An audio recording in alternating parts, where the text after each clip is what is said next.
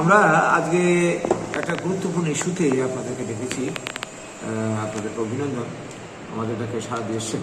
মূল বিষয়টা আপনারা দেখেছেন, গত পরশুদিন চরিলামে সম্ভবত সিপিএম পার্টির একটা কর্মসূচি ছিল। পরে দেখলাম যে বিজেপিরও নাকি পাশাপাশি কোথায় একটা কর্মসূচি ছিল একই দিন। যাই হোক, তো যারা কর্মসূচি করতে গেছিল বিরোধী দল সিপিএম, তাদের নাকি পারমিশন ছিল, পত্রপত্রিকাতে যেটা দেখেছি। তো পারমিশন নেওয়া প্রোগ্রাম, পুলিশও নাকি ছিল উপস্থিত সামনে।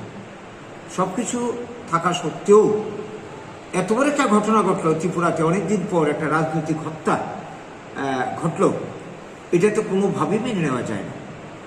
আজকে আমরা লক্ষ্য করছি বর্তমান যারা ক্ষমতা রয়েছে ত্রিপুরার, যে ক্ষমতা আসীন হওয়ার পর থেকেই আমরা সেই তাদের আমলে যে কটা নির্বাচন হয়েছে, পঞ্চায়েত নির্বাচন, লোকসভা নির্বাচন, পৌর নিগমের নির্বাচন, তারপর কি বলবো উপনির্বাচন, সব কটা নির্বাচনে এরা বিরোধী দলের উপর জোর জবরদস্তি করছে। কোনো নির্বাচনী কার্যে অংশ নিতে দিচ্ছে না, বা গেলেও তাদের উপর চড়াও হচ্ছে। তাছাড়াও যত ধরনের রাজনৈতিক কর্মকাণ্ড বিরোধী দলগুলি এই কবছর ধরে চালিয়ে আসছিল, চালু করতে গিয়ে, যেমন আমরা নিজেরও তিনবার আক্রান্ত হয়েছি। একবার ধর্মনগর, পরে মনপুর, পরে চইলাম। তো এই যে একটা অবস্থা, এখন দেখছি নির্বাচনের দূরগোড়া এসে এটা চরম মাত্রা অতিক্রম করতে চলেছে। ইলেকশনের আর মাত্র 2-2.5 মাস বাকি। এখন যদি বিরোধী দলগুলি তাদের রাজনৈতিক কর্মকাণ্ড করতে না পারে, তাহলে আমরা কখন করব? অথচ এরা কিন্তু রোজ দিন প্রোগ্রাম করে যাচ্ছে।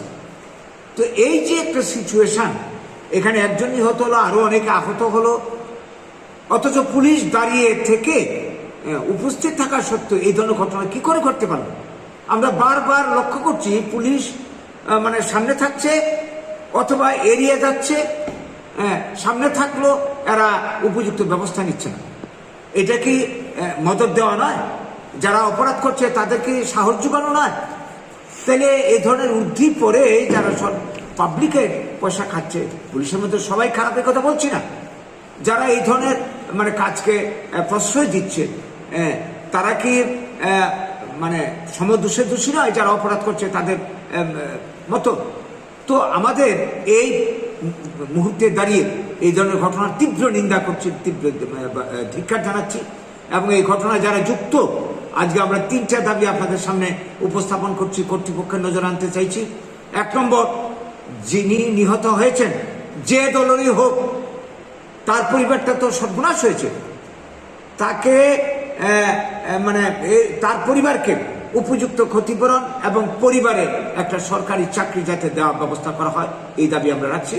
2 নম্বর, যারা আক্রমণের শিকার হয়ে অনেকে আহত হয়েছেন, ভীষণভাবে ইনজুর হয়েছেন, হসপিটালে ভর্তি, সরকারি খরচে তাদের যাতে চিকিৎসা, পুরো চিকিৎসা করা হয় এবং তাদের যাতে আর্থিক ক্ষতিপূরণ দেওয়া হয়।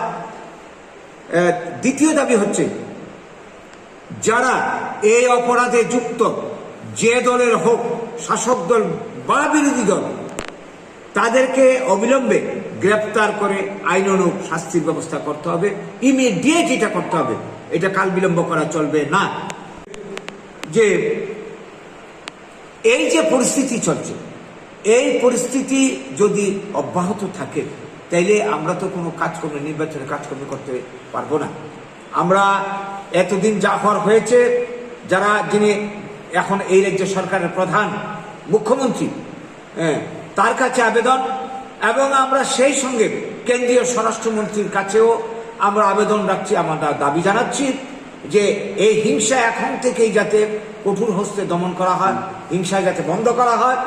আর নইলে কিন্তু মানুষ মার খেতে খেতে মানুষ কিন্তু এখন বাঁচার জন্যে একখাট্টা হতে শুরু করেছে।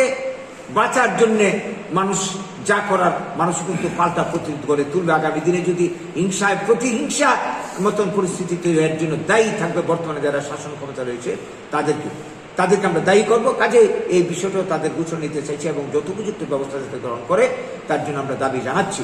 সেই সঙ্গে এই রাজ্যের গণতন্ত্র প্রিয়, শুভবুদ্ধি সম্পন্ন নাগরিক যারা রয়েছেন, সবার কাছে আমাদের আবেদন, অপরাধ যারা করে তারা অপরাধী যে দলেরই হোক না কেন, তাদের বিরুদ্ধে আমাদের সবাই একজুট হওয়া দরকার। এবং আসন্ন নির্বাচন যা আসছে এই নির্বাচনে যাতে গণতান্ত্রিক অধিকার মানুষ প্রয়োগ করতে পারে এরকম একটা সুষ্ঠু বাতাবরণ যাতে ত্রিপুরাতে তৈরি হয়। আসুন সবাই মিলে আমরা একটা ঐক্যবদ্ধ গণ আন্দোলন তৈরি করি, গোটা রাজ্য জুড়ে একটা চেতনা জাগাই, সারা রাজ্যের মানুষকে যাতে সবাই এগিয়ে আসে, এই আবেদন আমরা রাখছি আপনাদের মাধ্যমে। নমস্কার।